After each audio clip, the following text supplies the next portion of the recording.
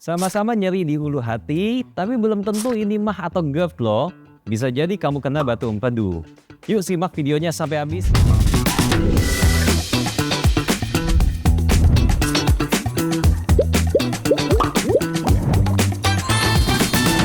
Halo sahabat Siloam, saya Dr. Bima. Saya seorang spesialis penyakit dalam di Siloam Hospital Lipo Village. Hari ini kita akan bahas segala sesuatu tentang batu empedu ya.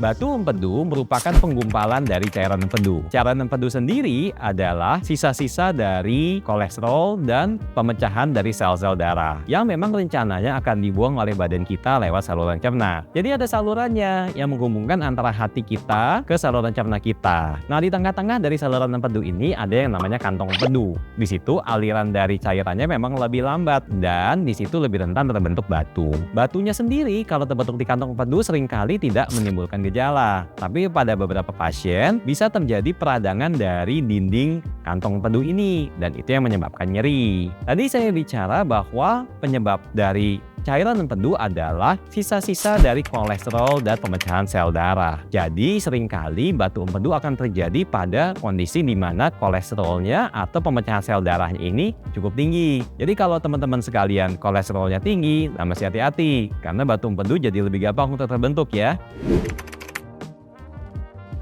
Biasanya tidak ada gejalanya karena kantong empedu itu cukup luas dan batunya di dalam ya sudah cuma gelinding-gelinding aja. Tapi pada sebagian pasien bisa terjadi peradangan pada dinding kantong empedu ini. Ini yang kemudian bisa menyebabkan rasa nyeri terutama di sebelah kanan atas perut atau di tengah dari perut. Kita seringnya sebut nyeri di ulu hati. Nah, kalau peradangannya ini cukup parah bisa juga terjadi demam dan tentu saja bisa menyebabkan pasiennya sampai mual muntah. Jadi mesti hati-hati ya kalau ada gejala-gejala ini. Jangan dianggap itu cuma atau GERD biasa ya. Teman-teman bayangin kalau misalnya batunya ini yang ada di kantong aja, yang ruangannya cukup luas, kemudian pelan-pelan mengelinding masuk sampai ke salurannya. Nah, kalau di saluran itu kan ruangannya tidak seluas yang ada di kantong empedu. Jadi batu ini bisa menyebabkan sumbatan di saluran empedunya ini. Kalau itu sudah terjadi, wah ini benar-benar bahaya. Karena bisa menyebabkan sampai adanya kuning di badan dan di mata, kemudian BAB-nya menjadi pucat, kemudian pasiennya bisa mengalami demam dan bahkan sampai menyebabkan kematian. Jadi ini harus hati-hati sekali. Jangan sampai batu yang tidak bergejala kemudian nantinya menyebabkan komplikasi yang berat seperti ini. Ya, jawabannya satu-satunya cara untuk menghilangkan batu di kantong empedu adalah dengan dikeluarkan. Cara mengeluarkannya ya lewat operasi memang. Dalam operasi ini akan kita ambil kantong empedu dan batu yang ada di dalamnya sekaligus. Teman-teman gak usah takut karena yang diambil kantongnya aja. Jadi salurannya masih bagus. Tapi kalau misalnya memang tidak menimbulkan gejala, sebetulnya tidak semua pasien direkomendasikan untuk langsung operasi.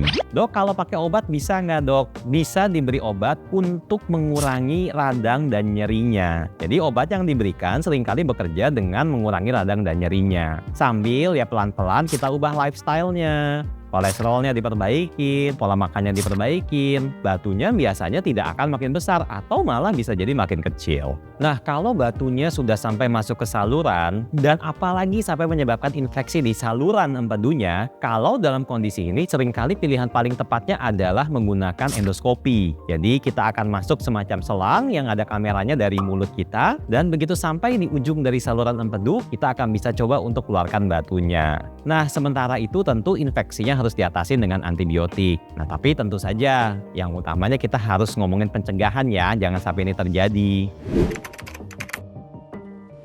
Yang pertama tentu kita harus kurangin makanan-makanan yang tinggi kolesterol. Jadi kurangin makanan-makanan yang berminyak dan bersantan ya. Dan tentu kita harus olahraga rutin. Lagi-lagi dalam rangka menekan kadar kolesterol dari tubuh. Yang kedua, kita harus makan yang teratur. Kenapa? Karena makan yang teratur akan menyebabkan rangsangan untuk pengeluaran cairan empedu secara rutin. Akibatnya kalau cairan empedu ini dirangsang untuk dikeluarkan secara rutin, mereka nggak punya kesempatan untuk diem dan mengendap jadi batu.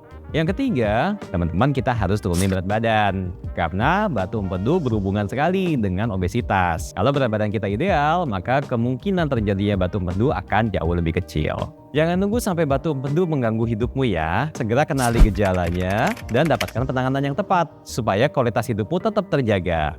Salam sehat.